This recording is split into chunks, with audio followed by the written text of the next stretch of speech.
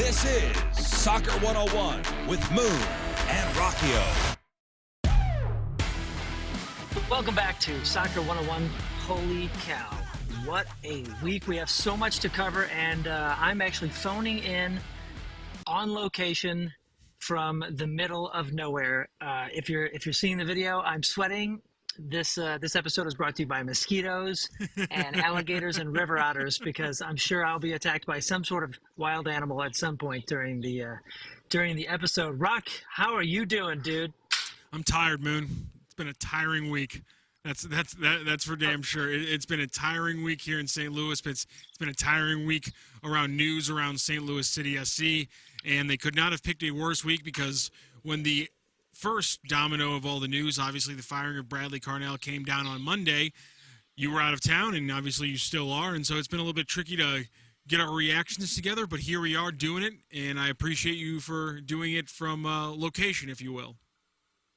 Heck yeah, man. This is a heck of a vacation week that started with, well, actually, I was working. I was in Canada when everything went down. So I was on stage, I believe, when the match happened and the loss. And I was like, man, I even said to one of my band members, I was like, yo, if St. Louis City SC loses this match, they're going to start talking about firing, even though I had not heard anybody talk about that in forever. And you and I kind of like, I don't know, we didn't even like guess it or allude it. I'm not going to say that we were clairvoyant in any sort of way, but like, it was like, oh man, how long does this kind of happen until they start making changes?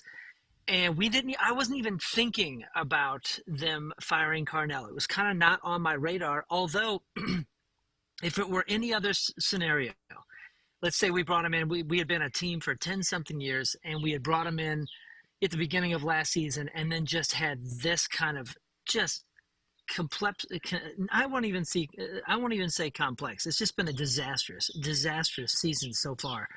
We would be talking about, like, his head on the chopping block. And honestly, as soon as it happened, there was almost a relief in my being and in my heart that it was the right thing to do, even though I wasn't calling for it or thinking about it or hearing people talk about it. I don't know. What about you? I mean, you hear people complain about everything, but I'm talking about aside from the fringe, I mean, I was surprised by it. There's no doubt about it. It really wasn't in my head that it was going to happen. Considering all the other struggles they'd had, when you look at it in hindsight, it seems a little bit more obvious. But I think when you look at the injuries, when you look at the reinforcements that were on their way when the transfer window opened, I think there were a lot of people who thought he was going to have a longer leash. Combine it with, obviously, the success they had last year, the fact that he had got a contract extension before the season started. There were a lot of variables that made it surprising, and I was certainly one of the people who was in the surprised camp there.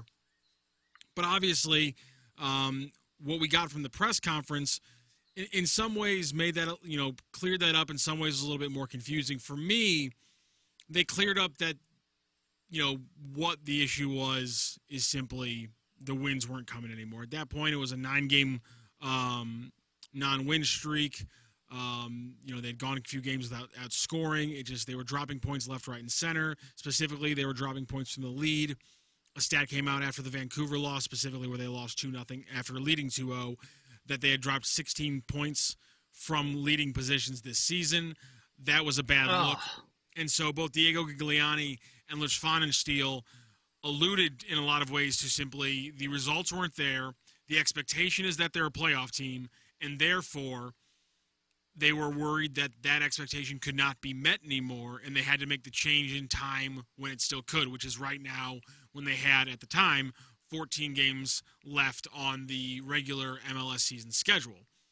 My questions that weren't answered is how much of this was a question mark going back to 2023. Lutz tamped it down a little bit. Diego did admit that some of this goes back to the struggles they had at the end of 2023 and into the playoffs. My question then goes to, why was there an extension given out in January when it wasn't really that necessary?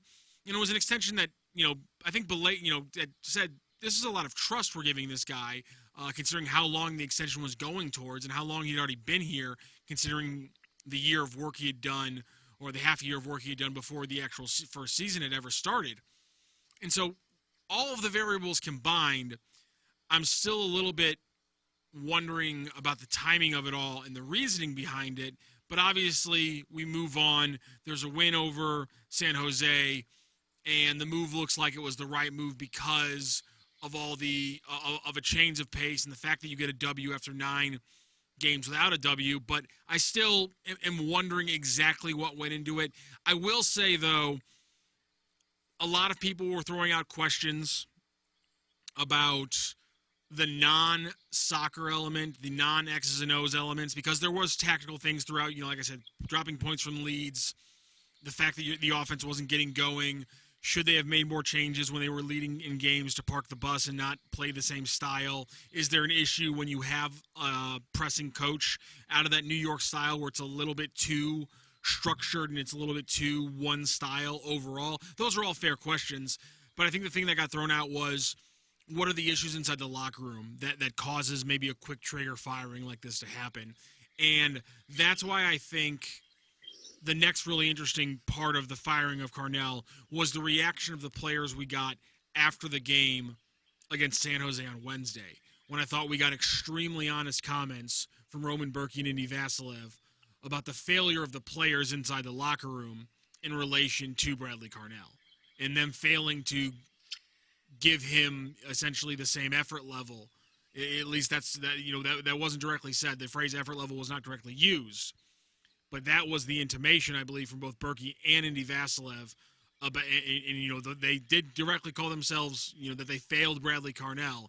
And I do think it's interesting that those guys had such strong comments about the team failing the coach in relation to some people wondering about what was going on behind closed doors. It's interesting you say that. Okay, so I'm going to fully preface everything I say by saying I have nothing in front of me. I have seen no stats, and I have not seen any of the pressers afterwards. Like I said, I'm in the deep south, so I'm sweating. I'm outside sweating right now. But I'll say this in reaction to it. I know you said that you were surprised. Well, here we go. No, before you react, you want to hear Indy Vassilev from the postgame on Wednesday? To say a few words. About Bradley and what he has done, for the team, for the club. It's amazing. And I told the guys, this is the result of us, the players, failing over and over again to perform on the field. Maybe not the right focus, maybe not the full concentration and everything. So I think we are responsible for that. But I know about you. Were you asking as a team or individually? I was asking as a team. Okay, so I'll answer like that. Yeah. But as an individual. So as a team, it's been an interesting dynamic. I think this is the first time for a lot of us having lost a coach, having a coach get fired. So a lot of people navigate that differently. Yeah. For me individually, it's been tough. I think that's okay for me to say. That's the first time I've lost a coach midway through a season. For me, it's been difficult. But at the end of the day, it's part of the job. And situations like this do happen, and you kind of have to compartmentalize and move on to the next game. Having said that, to go off on a separate note, I think Brad was a fantastic coach for this club. I think he set so many records for us.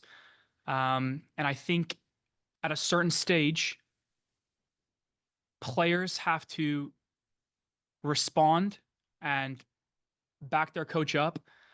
And sadly, I feel like, that came a little bit too late for us. But that's genuinely how I feel. That's how I feel. When it came to the firing, when I saw it, I'll say that I didn't realize that there was a fuse lit, so I wasn't thinking about it, but I was not surprised at all. And the three things that instantly hit my head when he was gone was, A, we talked about this at the end of last season. They figured us out. We had a tactic of this high press, blah, blah, blah, but that's not a philosophy. That's like a tactic, right? But it just seemed like everybody figured us out. And at the end of the season, they all, took advantage of figuring us out, and we didn't get farther than we did. So the first thing I thought was, well, if we got figured out then, everybody's been playing us pretty easy and handling us pretty easy this season. And the inability to change or really adjust in any way, and that means seasonally and then game to game. And like you mentioned, the stat of losing that many games after having the lead, that dropping that many points after having the lead, it seemed like there was an inability to adjust, to really adjust. And then the other two things were, man, you kind of lost the fans, obviously, these last few months, lost the fans. And if you lose the fans and you lose the locker room, you lose the job.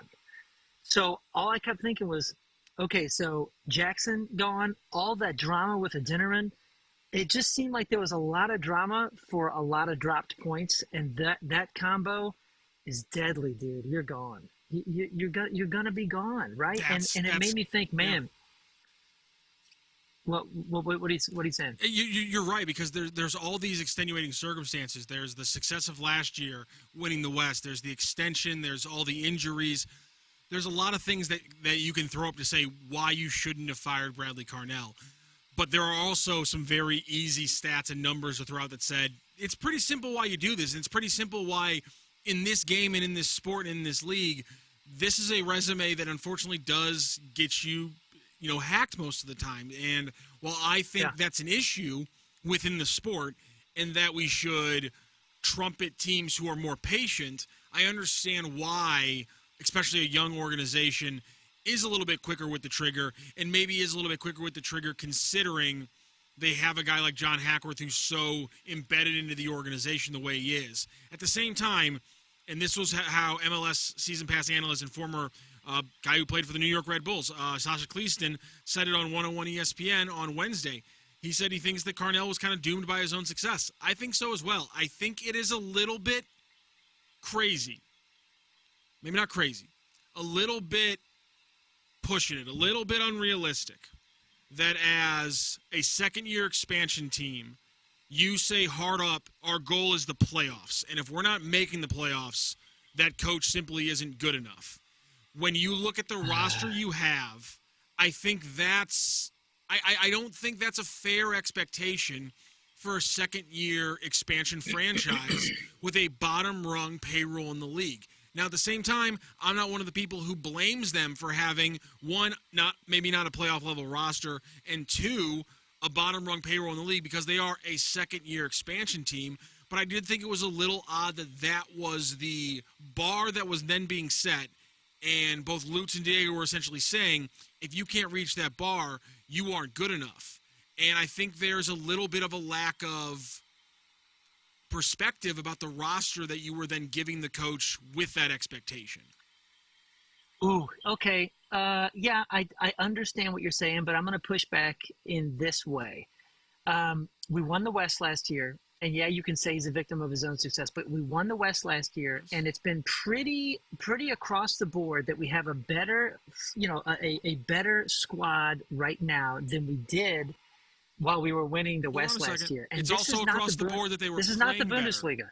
That it was also across the board though that they were generating more shots, that they were still generating turnovers, that a lot of the things were still going well with the roster that had gotten better, but also that hadn't replaced Nico Gioacchini and wasn't getting any striker production. And yes, Chris Durkin and Totland were doing better, but again, I think we also need to remember we have to balance out what we give a coach credit for and what we knock them for. So the good things are also. I totally know what you're saying. I know what you're saying, man. But in this, dropping the points that should never have been dropped, that were draws and all that kind of stuff. This is not League One. This is not France. That's the easy so the difference between the difference between the top three of the West and the bottom three of the West is not some crazy superstar thing or some $1 billion number, that separates Paris Saint-Germain and the last, last team in the French leagues. That's a great point. This is not that, you know what I mean? The disparity in this league. You're absolutely right. That's a good point. And that is also why, when you mentioned timing, this was a good time to let him go. The extension made no sense. I don't get that. I was happy for him. And you know what? And if I wasn't sweating right here, I would have said this before we started. I want to thank Coach because Coach was awesome. Carnell was great. He was good to the media. He seemed to be really good in pressers. He seemed to be the man for the job, and I'd like to thank him for his time here. That's great. But when you talk about patience and all that kind of stuff, we win the West last year. We've got a good squad with good talent. And it seems like in a year and a half, he's lost the locker room. This isn't Sir Alex Ferguson and giving him, 4 or 5 years before he wins something. That entire time he was building, and you could see a chemistry building, a philosophy building, all this kind of stuff. And yeah, maybe last year's success hurt him a little bit or raised the expectations, but to expect to be a playoff contender, we're not talking about winning the West or being That's second fair. or third, but a playoff contender by mid-season, I don't think that's unreasonable. I don't. We're filling the stadium. We're giving the energy as far as the fans. We're paying the money. We're doing all that kind of stuff. And we do have the skills there, man. But Lutz, and at one point, Lutz did also mention the fact that they're getting reinforcements. Isn't getting the level of reinforcements of a toy shirt, of a Hartel, of a Jake Gerwood-Reich? You're admitting that your roster needed a talent boost. You're admitting your roster was not at the level of talent it needed, and so sure. So again, but, dude, why you're not disagreeing with the fact that he was hurt by his own success from last year because they overplayed their talent level. There's no doubt about the fact that his success hurt him to a degree. That's fair. Well, to a degree. Here's the thing. I think he was pretty uninspiring, honestly, and I think the way, and I don't know what happened, but I. Dude, have you seen the last 4 months of playing? I think the team looked uninspired and underperformed. Is that the coach's fault? And I think some of it can be attributed to the coach because I think when you hear Burki and Indy in the postgame on Wednesday, I'm not saying it's not the coach's fault, but clearly it's not. Clearly, there's players in the room who are saying it's not only the coach's fault. Oh, it's not only the coach's fault. I'm not blaming him. I'm just trying to say, first of all, Burki is Carnell's never gonna be uninspiring to Burki. The guy's the best keeper in the league. We're not talking about that. We're talking about the guys that maybe aren't so great on the field week in, week out. Maybe aren't constantly freaking saving the defense. Maybe I don't know what happened with Sam, but that is ridiculous. And the fact that we have no kind of real clue, and it was a training thing or something, like a coach to these young players has to be kind of a different coach to each player. And I'm not telling him how to do his job, but it seems like, of course, you're going to have Burki and Vasilev who seem inspired by anything. I don't mean by anything as in a bad way. I mean, like, those guys are self-inspired. And they're going out there to crush and kill every single time. So I'm sure the coach has their back. If it's a guy who maybe he's emotional one day and he's just kind of slacking off or something like that, and he loses him, he loses the ability to inspire that kind of guy, maybe that's where it all went wrong with Sam. I have no idea. All I know is as soon as I see Klein out there and I see, like, oh, man, he is hustling. He's inspiring me. And then I see, man, Thoresen just can't finish at all. I would love to see a Dinnerin in here. Yeah, and but then what do you know? They put a Dinnerin in. Yeah, how did he look? He didn't look great, but listen. He's been on the bench or not even flying with the team for so long. Being on the bench doesn't stop you from at some point looking up and passing the ball, like at any point in the game when you're near the box. Sure. I'm just saying. Here's my thing. The Adeniran thing blows my mind because if a player and a coach comes out and says a player isn't trying hard enough in practice, and then we can watch him play, and we can see that there are moments where he's not hitting the open man when he should, and he's not pressing and running the way the other strikers do. It seems like that's a player who probably should be criticized by the head coach. Yeah, 100%. But at the same time, again, like, okay, Rocc, I have a bunch of kids, okay? Half of them are around me. I do not play favorites. How is Papa Moon as a motivator? But I'll tell you what, dude.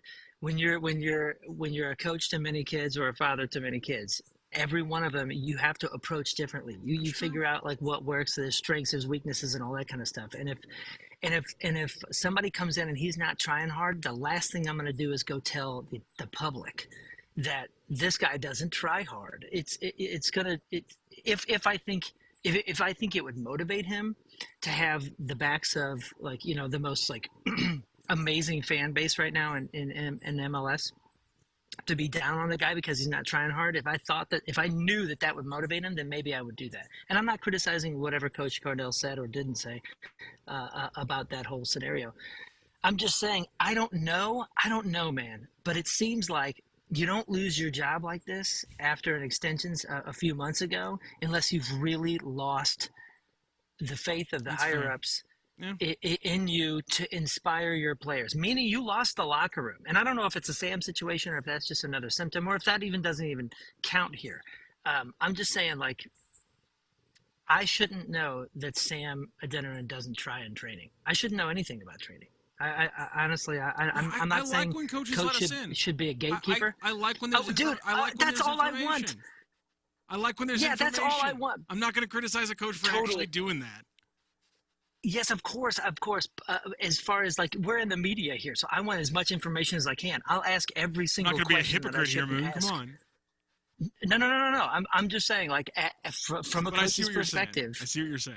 That these are young dudes, and strikers are they're basket cases. You know what I'm saying? Like, what position is like it? Typically.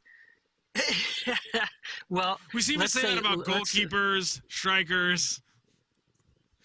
Yeah, but okay. So let's go into some positives. Okay, let's do. Leuven has been looking sharp, even with the time off. Like, you know, it took a little bit to get his legs, but he's been looking sharp. And how many freaking balls and opportunities did people give Thorson up there? Boy, oh boy, I still haven't figured that guy out. You gotta freaking finish, or you're not gonna have the spot. Let's do this, yeah. Because let's move on. Obviously, again, thank you very much to Bradley Carnell. He was a fantastic coach when it comes to talking to the media, and yeah, he was great. I liked him as a guy. Was always great to get on the shows here at 101 ESPN, and that's not easy to do. And so I always appreciate when a coach is like that. He was a great great guy. Obviously, there were some issues with the tactical things, and I think on Wednesday that jumped out to a lot of people. And so I understand in a lot of ways why some people were pro the move when it happened, and why some people are slowly moving more and more pro, because obviously Wednesday there were a lot of positives. The big thing for me is obviously the young guys just kept looking good. Obviously, Johnny Klein was a huge part. Jose Kajima was a huge part. One of the biggest things, Moon, from the game that came out to me was John Hackworth talking about why he made that switch. Let me start by giving Kevin Kalish, the SLU head coach, a lot of credit. He played Johnny as, a false nine, as a playmaker in the middle. And when I first got to St. Louis in 21, I went to watch every St. Louis University game I could. Deep history there, roots. And I think Kevin's a fantastic coach. We've known each other for a long time.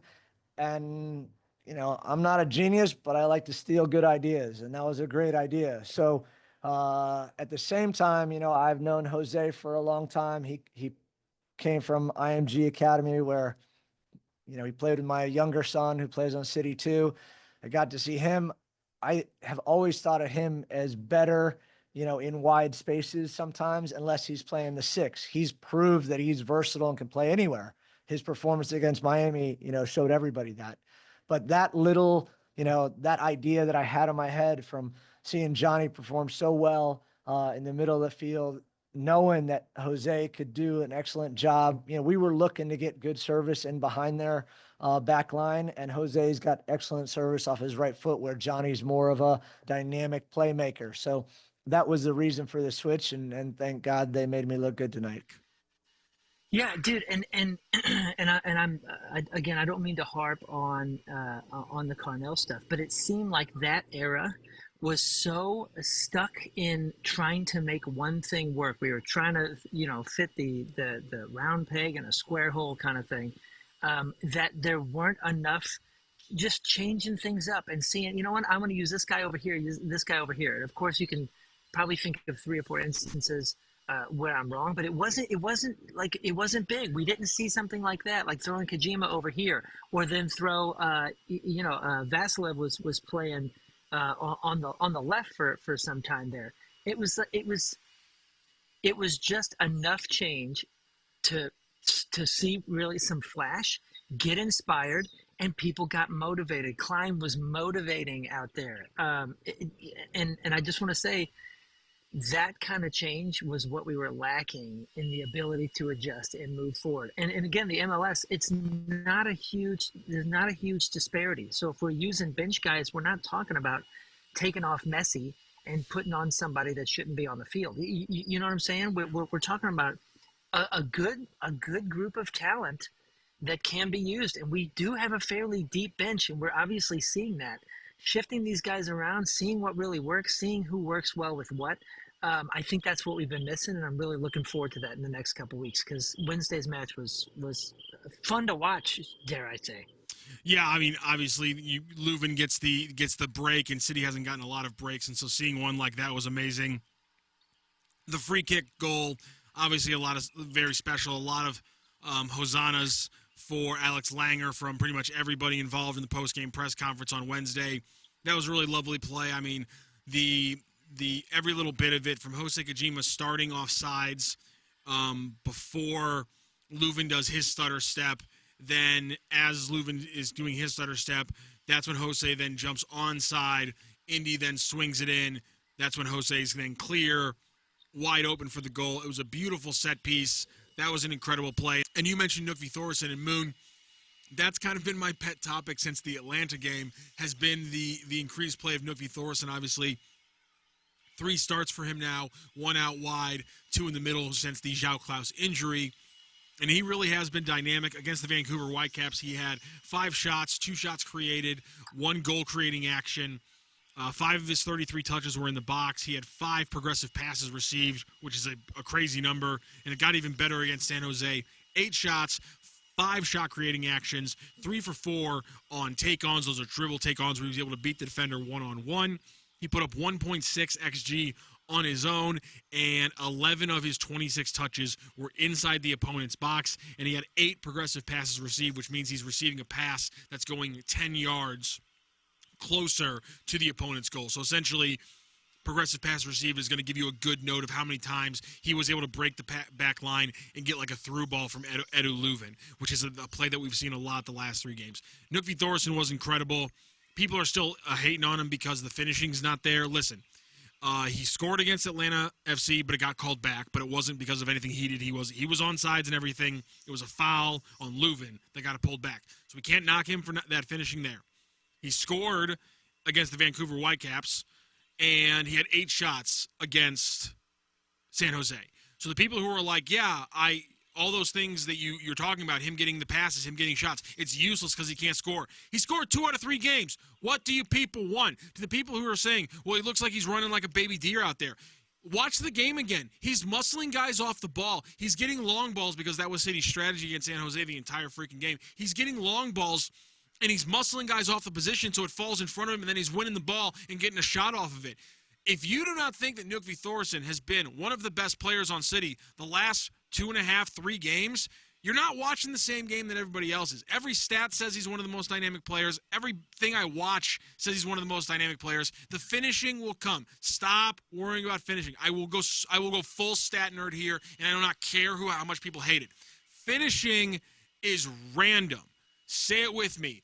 Finishing is random. And here's the thing. Maybe you're not a huge soccer fan. Maybe you're more of a Blues fan, but you want to watch Soccer 101 because you're trying to become a huge soccer fan. I'm going to make a bunch of hockey analogies here to make it a little bit easy for you. Much like shooting percentage for a hockey winger, for scorers in soccer, shooting percentage is hugely variable season to season. So if you have a huge year, the next year, you can't bank on that. Vice versa. You have a really crappy year, the next year, you cannot bank on it being that bad. The thing that you need, though, is things that are repeatable. Every single game, it doesn't matter if the shot's falling, it doesn't matter what the goalie's doing, it doesn't matter what the defense is doing. Are you getting the ball, and or in this hockey analogy, the puck? Are you getting it in the areas where teams have the most success at scoring goals when the ball and or puck gets there? Bottom line, Knut Thoresen right now is getting the puck and or the ball in high danger chances or slot chances as they call them in hockey. That's the bottom line. He's getting the high danger chances, he's getting the slot chances, and the goals are going to come. That's all that matters. And right now, he's getting them more than almost any other player we've seen in a city jersey their entire time here, and it's working fantastic. And heck, it's only gonna get better if people get healthy and he has other talented players to play off of. I'm fully in on the Nookvi bandwagon. It could very much go sour for me, but right now, the way he's playing the last 3 games, as long as he's getting minutes, I'm staying on the bandwagon. Okay, I agree with you that Thorson and his goals will come, and I agree with that he is a weapon and that he's being unfairly judged by the majority of fans. I completely disagree with you that finishing is random. It is not random, dude. Listen, I can work harder. I did work harder than anybody I knew back in the teams that I was playing with. But in the final third, on those last 1 to 2 touches, I did not have finishing, Rocc. The guy that did was I'm not saying the guy that did was named John Pedroli. I'm not saying the guy that did it was named John Pedroli, and he had 35-something goals in 7 freaking games. I'm not saying finishing is not a skill. I'm not saying that you cannot be better at finishing than other people. I'm saying that in a game, when it comes down to it, and when you look at the numbers, simply whether or not the ball goes in the back of the net is more random and unpredictable than anything else a soccer player does during a game. I'm not saying it's not a skill. I'm saying that relative to your skill, it is more random than your other skills. For a striker, your other skills, positioning, timing your runs, passing, interplay with your other forwards and wingers. Those skills are also skills, but those things are things that you as a player can constantly control. He's doing the things that you need a striker and a winger to do, game in and game out, play in and play out. When you look at the glut of, let's say there's 300 actions that a soccer player has during a game, whether that be making a run, staying in position, making the right pass, making the right run to draw a defender, like 300 different things throughout a game. Actually putting the shot on net is only going to be 6 or 7 of those 300 things. Whereas everything else we talk about is going to be a much larger representative of that player's game. And so only focusing on those 6 actions isn't going to give you as good of a representative of how useful that player is. Hence why when you look at a stat, and I'm going to throw it up here in the podcast, from MLS Stat that we always look at after the game, they do a great job. The reason why the goal plus stat is so useful is because it quantifies every single action you make. And if you look at the goal plus stat for Nookvi Thorson in the game against San Jose, he's here, and then everyone else is in a completely different stratosphere behind him, because everything he did in the game was impactful, which is why he also, when you talk about other stats that are good representatives in certain ways, he had a 1.6 goal XG while not actually scoring a goal. Listen, he had a massive game. I'm not trying to take that away from him. And everything you said about him being able to body, everything you said about him being able to body people off the ball and control those dumps and all that kind of stuff, he really did an excellent job. But every single time it came to that last touch, it's like his energy drink ran out. And there was even one where he had everybody beat, and he just kind of pussyfooted it, and like it took a bounce or two, and the defense was able to clear it off the line, beat the keeper, beat two or three other defenders. Yeah. But the energy drink ran out. And listen, I think that is all stuff that hopefully, and I have hope for him to work out and get some confidence. But Rocc, I know what you're saying, and everything you're saying is true up until if you don't have that last touch as a number 9. If we're going to play him in this position, which by the way, I would much rather have him up there than Klaus, because Klaus wasn't doing he wasn't finishing or creating the opportunities that Thorson has. So I'd much rather have Thorson up there and give him the chance to learn how to finish. But the fact of the matter is, if I got the best player on earth, and he's thrown up in the number 9 and he can't finish the opportunities that Thorson has, no one will ever hear of the guy, because the only stat that matters is the goals that you put in. If you're number 9, it doesn't matter how awesome you are about bodying everybody off. If you keep taking 23 shots a match and you're making no goals, it's not a random thing when it comes to that last touch. The other variables that you mentioned, the world-class finishers that we always talk about, they finish regardless of those variables because they know how to control those variables. No, I'm not saying that he is, but I'm just saying if we're That's not what you want to. That's if we're you're not if we're expecting hoping that these guys. I'm expecting more because he's not going against world-class defenders. at the same We're not talking time- about at the he's same not against time- Buffon here and a Again, at the same time, I understand why people say, "Well, I want him to finish his opportunities there." But again, how often do strikers in any league score goals 3 games in a row? That would have been a wild, crazy good run for him. And I'm saying it's all about expectations and relative to what makes sense for the Totally. expectations. And I him agree, I having agree. 3 games in a row. And again, I know some people might hate the fact that I'm calling it 3 games in a row because it got taken back against Atlanta, but I'm counting it. If he would have scored 3 games in a row, relative, it would have been an unbelievable rocket shot to the moon for him. And just the fact that a couple balls went a couple inches wide, and the fact that he ran out of energy on a play where he was able to dribble through 3 guys, round the keeper, but then he couldn't finish. It doesn't negate the fact that he had the skill to dribble through 3 guys and then Totally. round the keeper. Like that, Totally. You gotta criticize him for not finishing. I'm not saying don't criticize the lack of finishing. I'm saying though is that you have to give him credit for the other things. And then my overarching point being the things that he's doing well are things that he can always do well in a game. Whereas the things he's doing poorly, i.e. finishing, are things that are already random and therefore it will come some games and it will not happen other games. Your point is it's not random, and I understand that. Again, I'm not saying the skill is random. Some people are better at it overall. But how it happens in the game to game, season to season, that's more randomized is my point. Again, he's been better, and I think people need to focus on that point right now because with this team, improvement is what we were asking for at the beginning of the season. And I think we got to the point where we hit a point where it was like, I don't care about improvement. All I care about is W's. But improvement's still very important. And so yeah, for sure. I'm glad that we got a bigger. Yeah, I'm not saying run away. I'm glad that we got a bigger guy that's. Yeah, I'm glad that we got a bigger guy that's strong up there too. Because if Klein starts doing what we think Klein can do, obviously he's half the size of Thorson. So you kind of need some sort of Drogba guy up there. He was pressing like a monster. And here's the thing. Everything we're talking about gets shaken up on July 18th. Because one of the things that we did learn in the glut of news around the Carnell firing and the fact that there's so much busy going on with a game and everything midweek. First of all, congratulations to Roman Burki, who was a coach's selection for the All-Star team. And because of the pictures of Burki, it was confirmed that Toy Shirt's in town, and then he did his first training sessions. And City put out a couple videos on X/Twitter. Check them out. Said their Toy Shirt already training with the team. Looks great. So that news came out, and then the official announcement about Marcel Hartel, that was also made.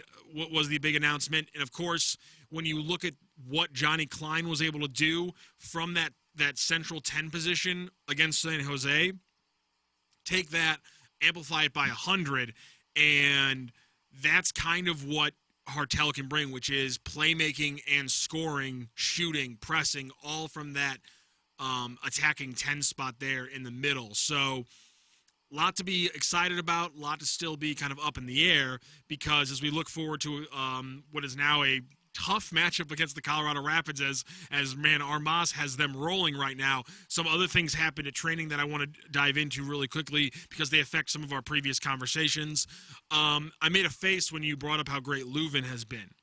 That's because Leuven got knocked at training, and we're not sure if he's going to be available on Sunday. Bummer.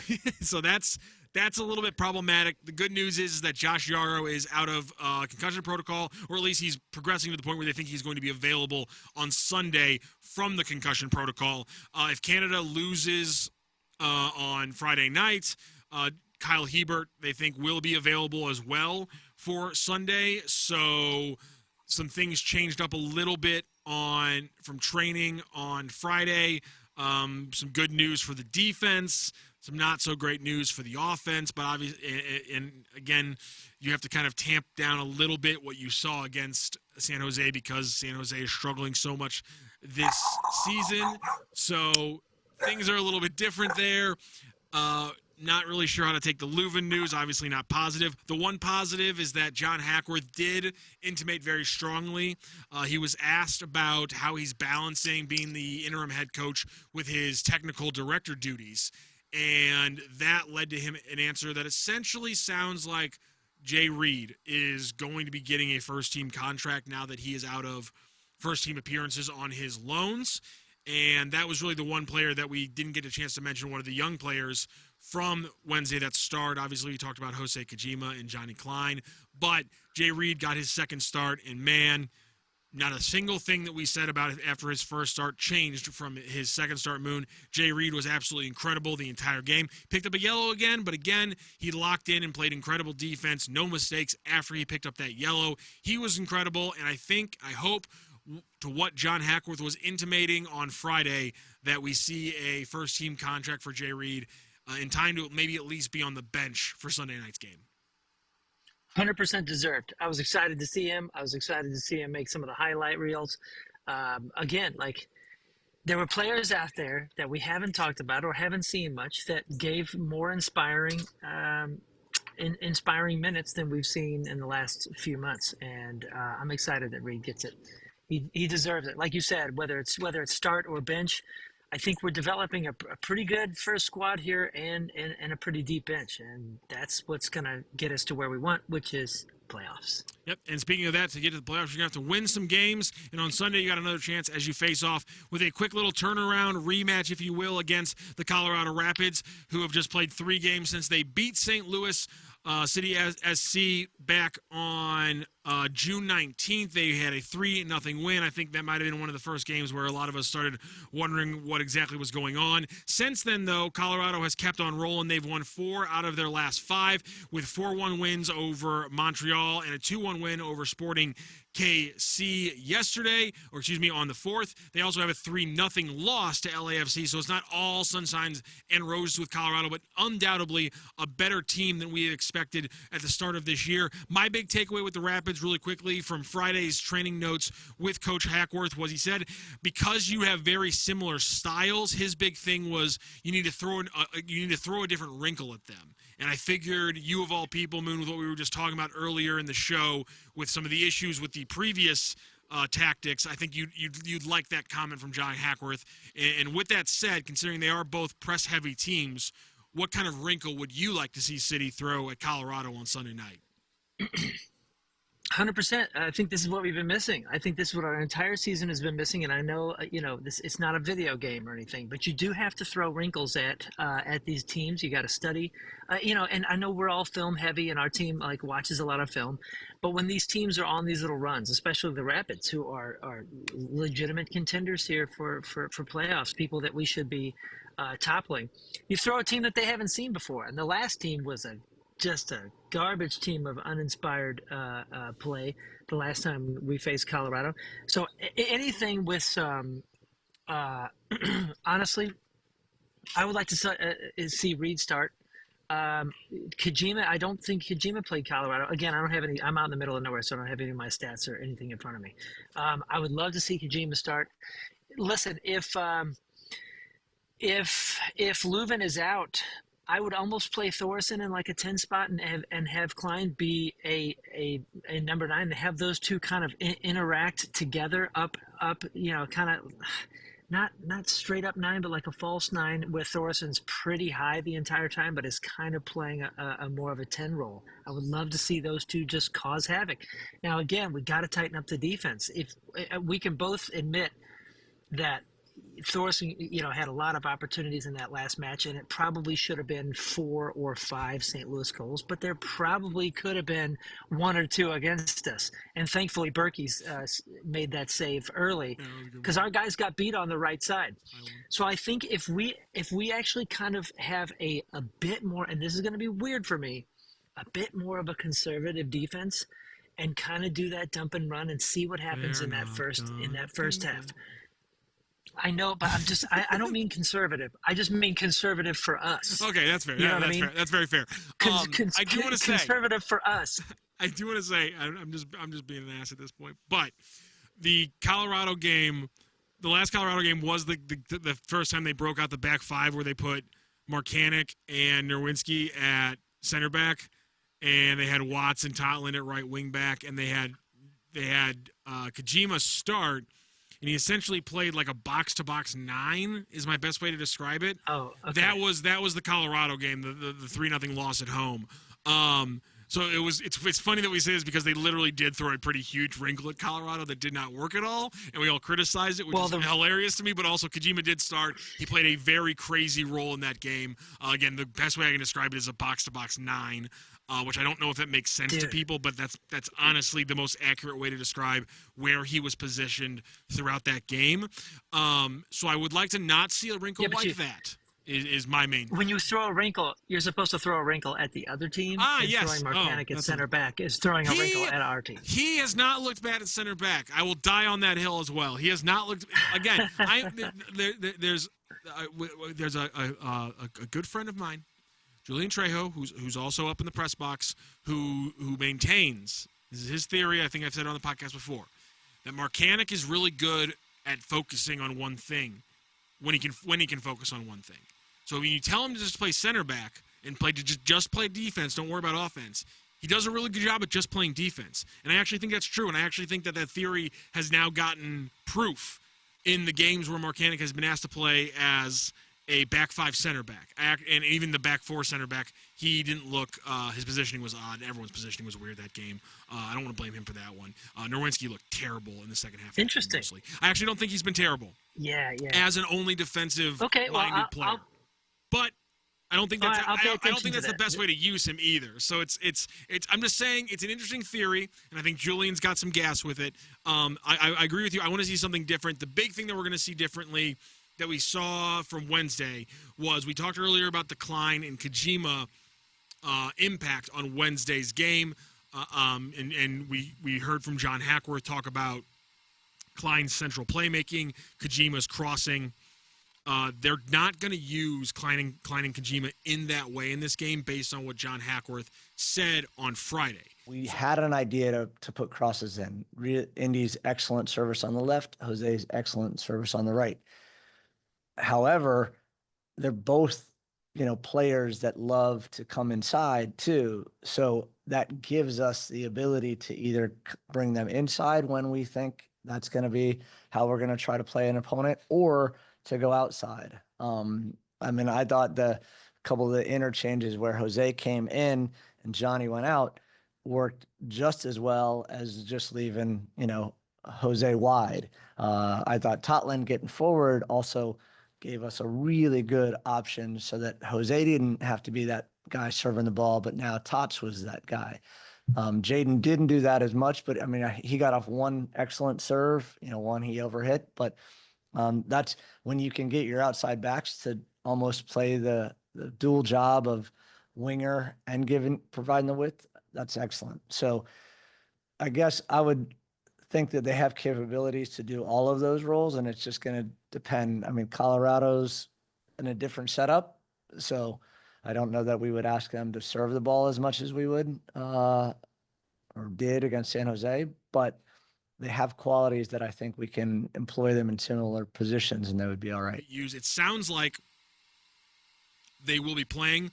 The thing with City is they always talk about 72 hours needed for full turnarounds. So this game being a Wednesday-Sunday break instead of a usual Wednesday-Saturday break actually opens up a lot of lineup possibilities because a lot less players are going to be in the red, if you will, in terms of fitness and miles on their legs. So I think there's a good chance we might see both Kojima and Klein again. And clearly, from what John Hackworth is saying, it's going to be a little bit different style. And so I'm excited to see what the lineup is, and I'm excited to see how it's used. And I'm excited to see if St. Louis can revenge a shocking loss from earlier and get a much-needed second win in a row. Yeah, do we have any idea what kind of formations, or are we going to stick with the old kind of plays? That's the big classic thing. 4-4-2 style. Nothing. I don't think a lot of huge tactical things are changing from the base. And here's the other thing. I don't think we've had this conversation on the podcast. Formation matters a lot less than fans want it to.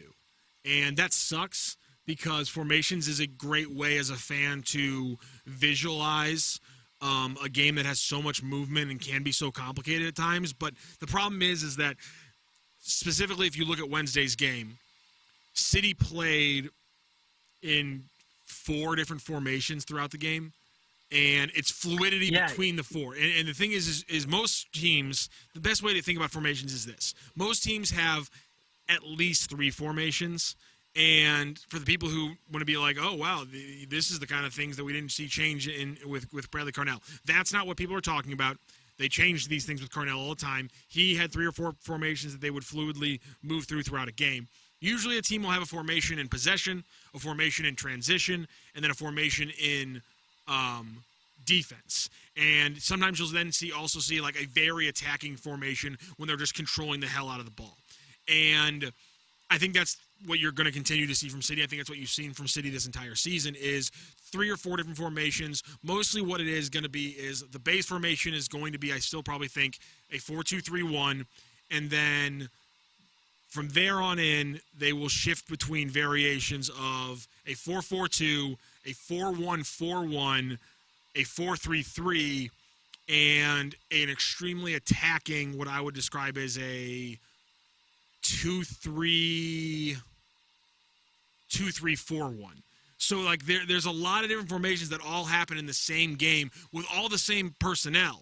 So formation's a tricky hole to get into because, first of all, coaches never give you good answers when you ask them about their formation because they're going to give you the answer I just gave you, except they're going to be a lot more complicated and at the same time actually giving you less information about how they switch between them. But that's essentially the issues with formation. So I don't want to get bogged down to it because it'll probably be a 4-2-3-1, but I think much like the game on Wednesday, the primary secondary formation they had was a 4-1-4-1, wherein Klein was dropping off to the left side and then kind of flattening. So the 4-2-3-1 became a 4-1-4-1. So what happened was Leuven was stepping up from the 2 to create a 4. Klein was coming backwards, and then they were pressing essentially across that line.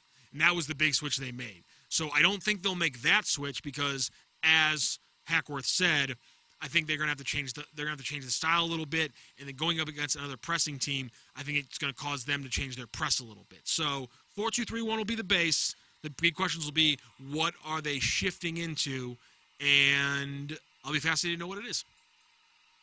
Yeah, and a lot of times your attack is going to adjust on the formation depending on what sort of defense you're up against and who's man marking who and all that. And honestly, we saw a lot of that from Klein, and we see a lot of that from Vasilev. A lot of hustle, obviously, from that guy. But this is a Vasilev appreciation episode yet again because he's quick to adjust, and he's kind of reading.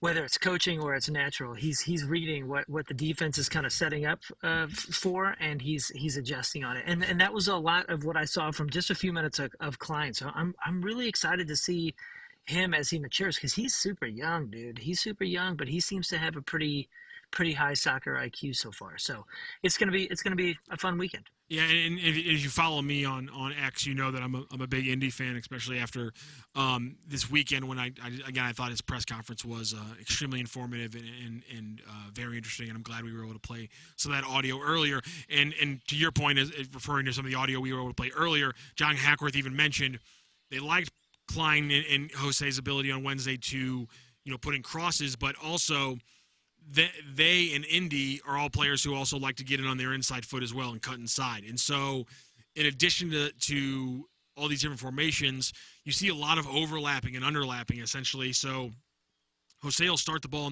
on the right side, and then he'll bring it inside, and that'll then cause Klein to then overlap with him to the outside, covering that space there. Or maybe they press to the middle, Jose then comes inside, and then you have Totland, who's then going to fill that right side flank. So that's where the flexibility comes into, and I think right now with what we're seeing is just Klein and Jose give them a lot of that flexibility. So again, it's going to look different on Sunday.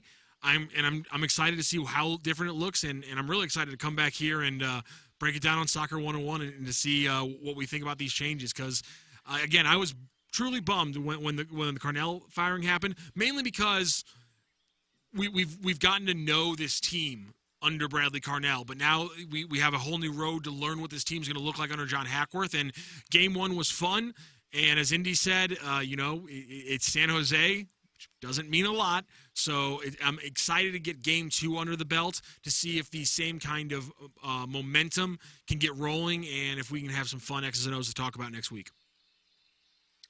For sure. Again, next week we'll get in a little bit more to the homegrown signings. 2 St. Louis kids were signed to City 2 on some contracts. We'll give you the details. That's why I did the hockey analogies earlier. Moon, I was trying to lean you into the son of Pavel Demitra signing with St. Louis City. I mean, that's incredible. It is pretty cool. And a SLU kid named Yep. Kid. We'll give you the details on the next episode. But congratulations to them and everybody who got a contract. Congratulations to us on a new era, phase 2 already of St. Louis City SC. And we'll hopefully get plenty of goals on Sunday. We'll talk to you next week. Thank you for bearing with me and the audio and the birds and the different chirps around here. I love the net pops. Sweating profusely. Yeah, I'm sweating profusely in the deep south here because we had to get an episode in for Soccer 101. Rocc, thanks. You got anything else? No, Moon. Thank you, sir. Thanks for doing this. All right, man. We'll see you next week after a couple. Go!